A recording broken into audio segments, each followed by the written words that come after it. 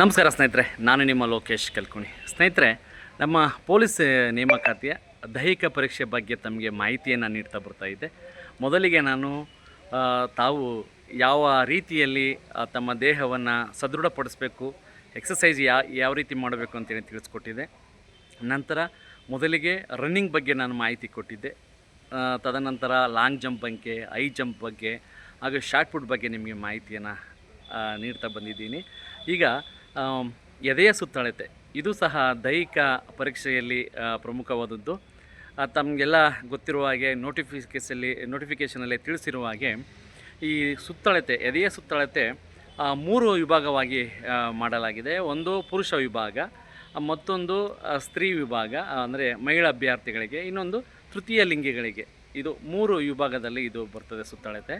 ಆದರೆ ಪುರುಷರು ಸಾಮಾನ್ಯ ಸ್ಥಿತಿಯಲ್ಲಿ 86 ಸೆಂಟಿಮೀಟ್ರ್ ಎದೆಯ ಸುತ್ತಳತೆ ಇದ್ದು 5 ಸೆಂಟಿಮೀಟ್ರ್ ಸುತ್ತಳತೆ ಎಕ್ಸ್ಟೆಂಡ್ ಮಾಡಬೇಕು. ಅಂದರೆ ಎದೆಯನ್ನು ಉಬ್ಬಿಸುವಾಗ 5 ಸೆಂಟಿಮೀಟ್ರ್ ಹೆಚ್ಚುವರಿಯಾಗಬೇಕು. ಅಂದರೆ ಟೋಟಲ್ 91 ಸೆಂಟಿಮೀಟ್ರ್ ಇರಬೇಕು. ಆದರೆ ಮಹಿಳೆಯರಿಗೆ ಎದೆ ಸುತ್ತಳತೆ ಬಗ್ಗೆ ಮಾನದಂಡಗಳಿಲ್ಲ, ಅದಕ್ಕೆ ಅವಕಾಶವೂ ಇಲ್ಲ. ಆದರೆ ಕನಿಷ್ಠ 45 kg ತೂಕ ಅವರು ಇರಬೇಕು. ನೆಕ್ಸ್ಟು ಮೂರನೆಯದು ತೃತೀಯ ಲಿಂಗಿ.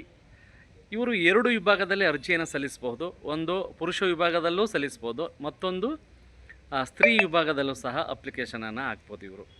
ಆದರೆ ಪುರುಷ ವಿಭಾಗದಲ್ಲಿ ಅರ್ಜಿಯನ್ನು ಸಲ್ಲಿಸಿದಂಥ ತೃತೀಯ ಲಿಂಗಿಗಳು ಅವರು ಸಾಮಾನ್ಯ ಸ್ಥಿತಿಯಲ್ಲಿ 86 ಸೆಂಟಿಮೀಟ್ರ್ ಇರಬೇಕು, ಎಕ್ಸ್ಟೆಂಡ್ 5 ಸೆಂಟಿಮೀಟ್ರ್ ಇರಬೇಕು. ಅಂದರೆ 91 ಸೆಂಟಿಮೀಟ್ರ್ಗಳು ಇದ್ದರೆ ಅವರು ತೇರ್ಗಡೆ ಆಗ್ತಾರೆ. ಮಹಿಳಾ ವಿಭಾಗದಲ್ಲಿ ಅರ್ಜಿಯನ್ನು ಸಲ್ಲಿಸಿದರೆ ಅವರಿಗೆ ಯಾವುದೇ ಥರವಾದ ಎದೆಯ ಸುತ್ತಳತೆ ಮಾನದಂಡ ಇರುವುದಿಲ್ಲ. ಆದರೆ ಕನಿಷ್ಠ 45 kg ತೂಕ ಇರಬೇಕು ಇವರು. ಈ 3 ವಿಭಾಗದಲ್ಲಿ ಎದೆಯ ಸುತ್ತಳತೆ ಬಗ್ಗೆ ತಮಗೆ ಮಾಹಿತಿಯನ್ನು ನೀಡಿದ್ದೀನಿ. ನಂತರ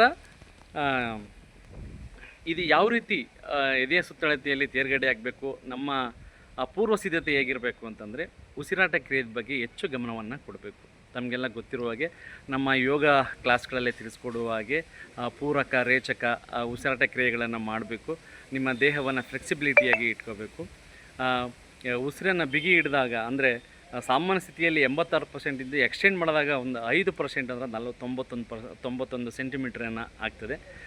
ಈ ಥರ ನೀವು ಪ್ರಾಕ್ಟೀಸ್ ಮಾಡ್ತಾ ಬಂದರೆ ಖಂಡಿತ ಈ ಪರೀಕ್ಷೆಯಲ್ಲಿ ಪಾಸ್ ಆಗ್ತೀರಿ. ನಮಸ್ಕಾರ ಸ್ನೇಹಿತರೆ.